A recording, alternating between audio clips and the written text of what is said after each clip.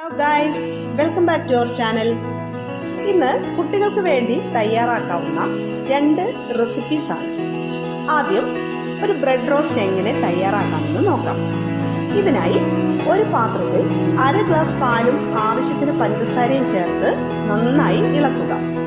ഇവിടെ ബ്രെഡ് റോസ്റ്റിനായി നമ്മൾ സ്ലൈസഡ് white ബ്രെഡാണ് use ചെയ്യുന്നത്. ഒരു പാൻ സ്റ്റൗവിൽ വെച്ച് നന്നായി ചൂടാകുമ്പോൾ 2 സ്പൂൺ നെയ്യ് ചേർത്ത് എല്ലായിടത്തും സ്പ്രെഡ് ചെയ്യുക. ശേഷം ഓരോ ബ്രെഡ് സ്ലൈസും പാനിൽ നിരത്തി വെക്കുക. ഈ സമയത്തെല്ലാം തീജ്വാല കുറച്ചു വെക്കാൻ ശ്രദ്ധിക്കണം. ശേഷം പഞ്ചസാര ചേർത്ത് ഇളക്കിയ പാൽ ബ്രെഡിന് മുകളിൽ കുറേശ്ശെ ഒഴിച്ച് ഓരോ സ്ലൈസ് ബ്രെഡ് കൂടി മുകളിൽ വയ്ക്കുക. ബ്രെഡ് 2 സൈഡും മൊരിച്ചെടുക്കുക. നമുക്ക് വളരെ നല്ല ടേസ്റ്റുള്ള ഒരു ബ്രെഡ് റോസ്റ്റ് ആണ് കിട്ടുന്നത്. വൈകുന്നേരം കുട്ടികൾ വരുമ്പോൾ നമുക്ക് വളരെ എളുപ്പത്തിൽ തയ്യാറാക്കി കൊടുക്കാൻ പറ്റുന്ന ഒരു വിഭവമാണിത്. കുട്ടികൾക്ക് ഇഷ്ടപ്പെടുമെന്ന കാര്യത്തിൽ യാതൊരു സംശയവുമില്ല. ഞങ്ങളുടെ ചാനൽ കണ്ടുകൊണ്ടിരിക്കുന്നവർ ഒന്ന് സബ്സ്ക്രൈബ് ചെയ്യാനും ഷെയർ ചെയ്യാനും കമൻറ്റ് ചെയ്യാനും ശ്രദ്ധിക്കുമല്ലോ.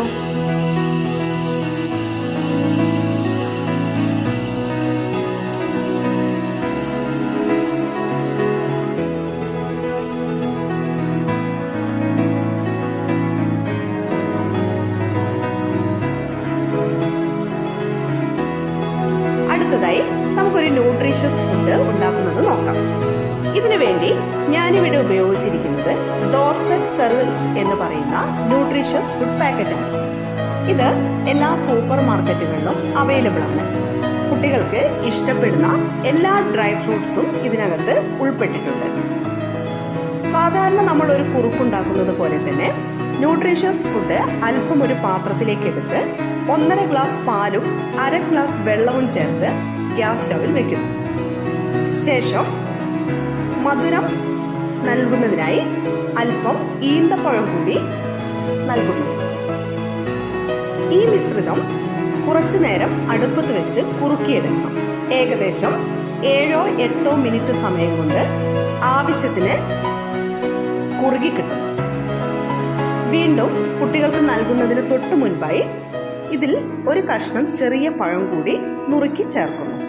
വളരെ സ്വാദിഷ്ടവും ഹെൽത്തിയുമായിട്ടുള്ള ഒരു ന്യൂട്രീഷ്യസ് ഫുഡ് തന്നെയാണ് ഇത്. ഞങ്ങളുടെ ചാനൽ ഇഷ്ടമായാൽ സബ്സ്ക്രൈബ് ചെയ്യാനും ലൈക്ക് ചെയ്യാനും കമൻറ്റ് ചെയ്യാനും മറക്കരുതേ.